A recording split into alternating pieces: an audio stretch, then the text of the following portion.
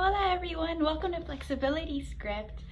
This video is going to be going into a technique to help the tissues of the hamstrings predominantly, but it will also have an effect on all the tissues along the posterior chain, meaning from like the heel all the way up into the calf, to the back of the thigh, the hamstrings, and the hips and back and more. Most people will tend to feel this affecting when they're all done, that the range of motion in their hamstrings and calf have improved. This technique utilizes a band, so it's a banded movement mobilization, and it can be found in the book Release Your Flexibility Potential. There's also an ebook of this available on Amazon as well. If you have the book or ebook, it is on page 83. It's the Banded Standing Hamstrings Release.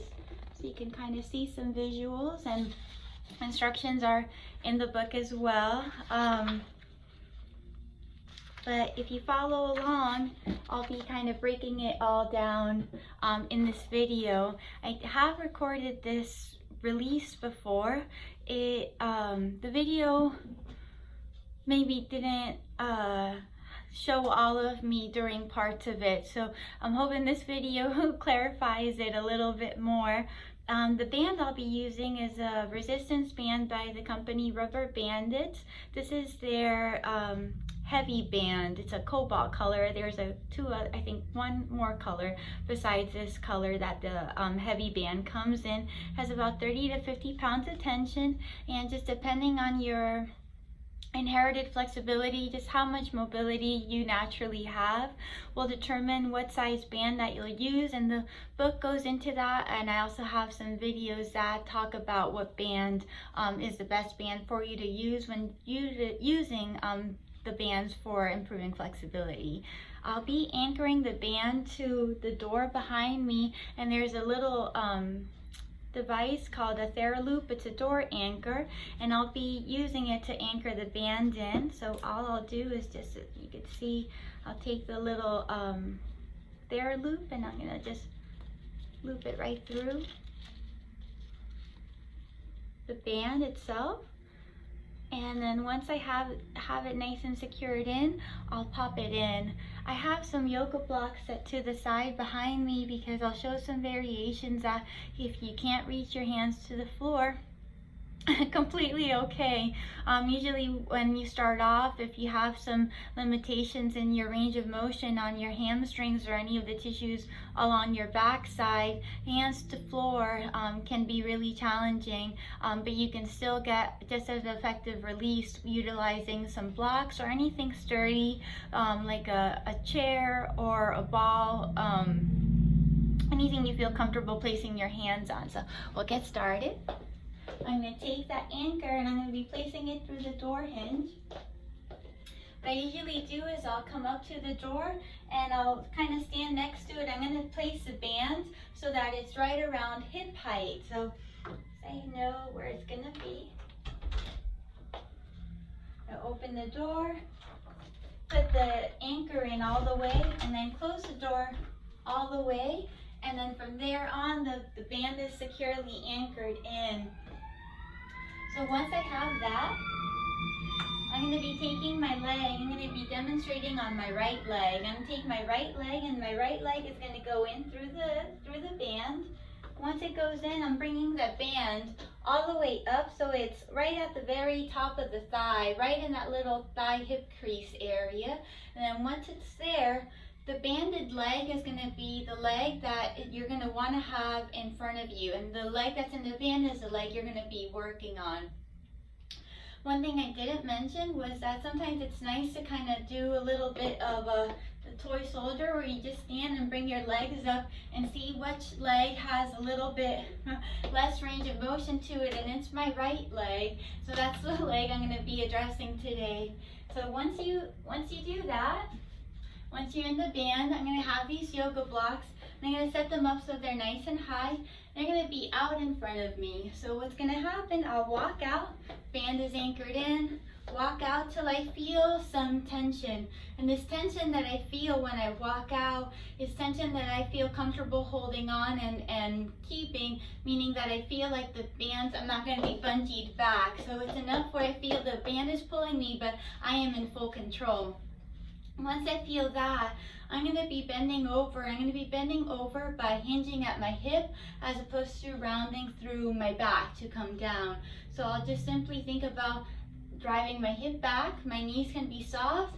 And then from here, once I've driven my hip back as far as it goes, I'll reach for the blocks. So the goal is to try to keep that lower back from really rounding. If you have some rounding through your upper back, all okay. Just make sure you hinge first and then you go for the reach. Now once you're there, I'm going to turn to the side, so the better side angle there. Once I'm there, my goal is going to be to try to straighten this leg and then come back. So if I'm not able to fully straighten it, that's okay. So I'm just going to be, let's say I get to here and that's as far as that leg goes and I feel the stretch coming through the back of the leg. I'm going to go right back to that little bend and then right back to trying to straighten it as much as I can. And usually as I keep going forward and back, it'll get a little bit easier with every rep in order to reach a full leg extension. If I go into this position and it's like, oh, that was pretty easy to straighten, you can move down to a lower level on the block and then do the same thing. Notice that when I moved down, that I didn't go into fully rounding my back. I stayed hinged, stayed with my hip driving back and just reaching down this way and then fully straightening as that gets easier. And again, if you keep progressing and you're like, oh no, I can't no longer fully straighten it, just keep going, and as you keep gently oscillating in and out of tension, you'll be able to keep reaching more and more full knee extension here. When every time I straighten my leg, I try to always think about contracting my quad, and that'll send a nice signal to let the hamstrings start opening up when I contract that quad. If this gets easy to start fully straightening it, you can progress it without the blocks. And then my hands can be on the floor. Same thing, I'm going to bend and then I'm going to try to straighten back. And as I keep oscillating in and out of tension, I'll be here about 1 to 2 minutes. As I keep oscillating in and out of tension, I slowly am able to get, if my fingertips are on the floor, my progression would be to slowly keep trying to get more and more of my hands on the floor as I keep going into full leg extension. So one of the most important things on this one is that as I keep oscillating forward and back, my goal is always to try to fully straighten that leg, and then I'll just keep progressing. Once I get a couple repetitions in where that leg fully keeps straightening it, I'll be able to keep progressing it. I don't want to keep progressing more and more if my leg isn't able to reach that full extension. That's really important. The other thing to keep in mind is that you'll always take a little pause, about a 1 to 2 second pause at the end point before you bend again. Again, the goal is bend and then try to fully straighten as much as you can and then come right back in. Utilizing your breath will help you get the most out of it. So make sure you don't hold your breath as you're doing this. And I mentioned while I was doing it that you'll be there 1 to 2 minutes. You can also go by repetition. There's some extra additions that you can do with this this mobilization, and those extra additions are that, let's say my hands are here and I'm working on fully bending and straightening, I can change up the stretch a bit by just bringing my hand in front of my foot and then bring the other hand to the outside of my foot and be doing the same thing where I'm bending and straightening from this position here. It'll create a different stretch along the back of the leg, and just feels nice to kind of be able to get a little bit of different ranges of motion through that hip capsule. Another thing that I like to do, and this is just a really super extra bonus, that if I'm really comfortable with my hands on the ground or fingertips on the ground and I want to finish things off a little bit more, I'll work on keeping my legs straight, and then I'm going to push my hip forward so it's right in line with my foot and ankle, and I'm going to play with a little bit of oscillating side to side. This little extra is actually not in the book because it was hard to take pictures of exactly what it looks like. So I'm going to demonstrate. So I'm going to be coming down, my fingertips are on the ground, and again I have a lot of ease straightening. On a side note, this back back leg can stay straight or bent. I usually like keeping it bent because it just feels a little nicer to my body personally. But all right, so I'm able to fully straighten with my fingertips on the ground. So if I want to play and intensify it, I'll keep it straight like I had said, and now I'm going to shift my weight forward.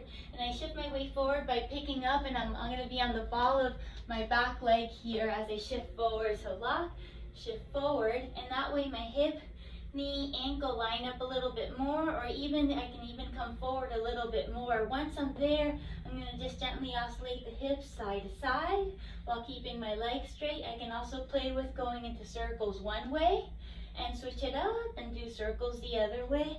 I sometimes aim for anywhere from 5 to 10 of those side to side, and maybe 5 circles one way, 5 circles the other.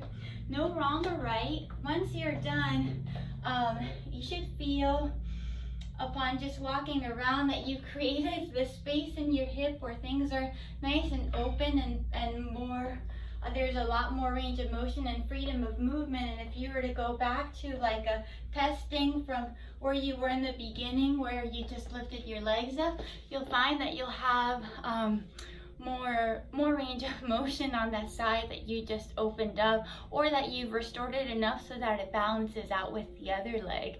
I